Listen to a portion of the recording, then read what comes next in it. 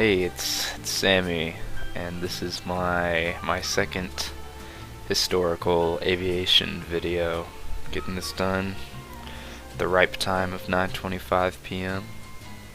You know, I'm a crastinator. I'm looking to go pro though. Anyways, this is Jerrie Mock, and this is my presentation by Sammy Al-Bakri. Start off with a quick overview about the wonderful Miss Jerrie Mock. Mrs. actually. She was born 1925. She passed away fairly recently. Depends on what you consider recent. 2014. We were all alive. Recent enough. She was a pilot, obviously. But what makes her special is she was the first woman to ever complete a successful solo flight around the world. And in her later years, she was a founding member of the 99s, which was headed by its first president. You may know her, Amelia Earhart. Pretty influential women's aviation group. We'll get more into that later. She was a founding member. She also did some other stuff in her later years, but we can talk about that in a second. As for her early interests, her father was an avid inventor.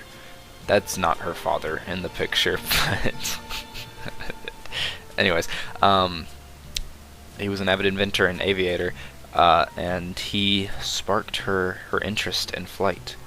And I believe the first plane, so her father took her to an air show where they rode a Ford tri-motor, and that was her introduction to being a professional pilot. And I pulled a quote here from, well, if it wants to work, here we are, from the National Women's History Museum.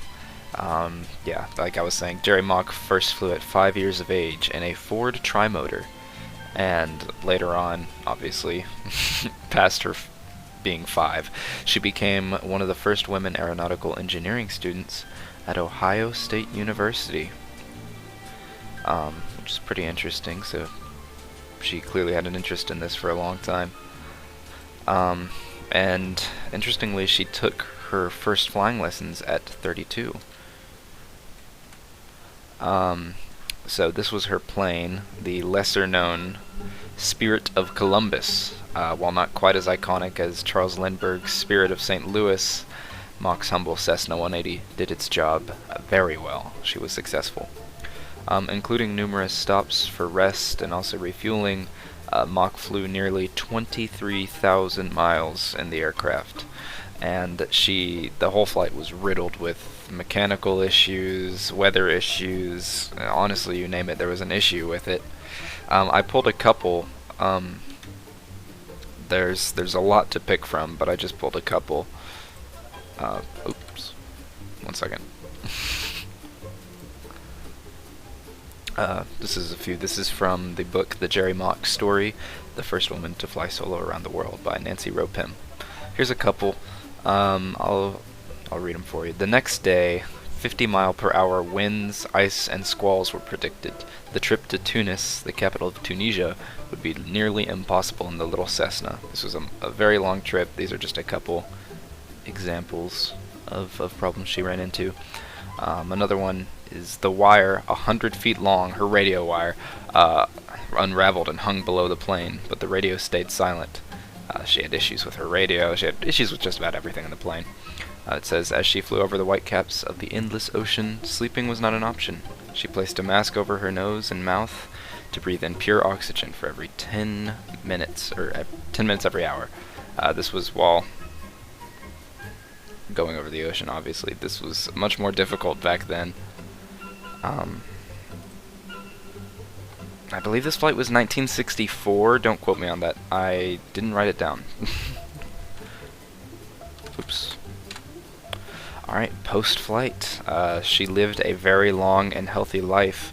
Unfortunately, she stopped flying pretty early on into her aviation career because it got too expensive, which is kind of tragic, her being so influential of a pilot. But even after she stopped flying, her career in aviation was not over. In fact, far from it.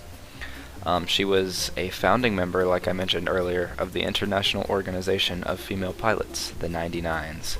I was wondering why it was named that. I just included this. It was named after its 99 charter members. Something I took interest in. I actually have a quote. Not hers, but... Oops. God, I can't figure this out. About the 99s. This is from one Marjorie Brown, another founding member. This is her speaking of the 99s. I thought this was an interesting quote to pull. She says, "Women are seeking freedom. Freedom in the skies. They are soaring above temperamental tendencies of their sex which have kept them earthbound. Flying as a symbol of freedom from limitation." I thought those were very powerful words and a great descriptor of the 99s. Okay, here we go again.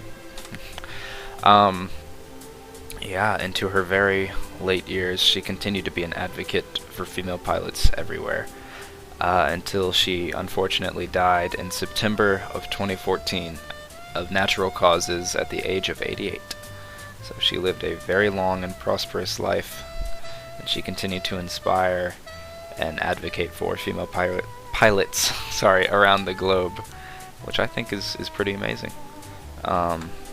Here's my citations: National Women's History Museum, the book, the Jerrie Mock story, and this was a whole paper somebody did about the 99s.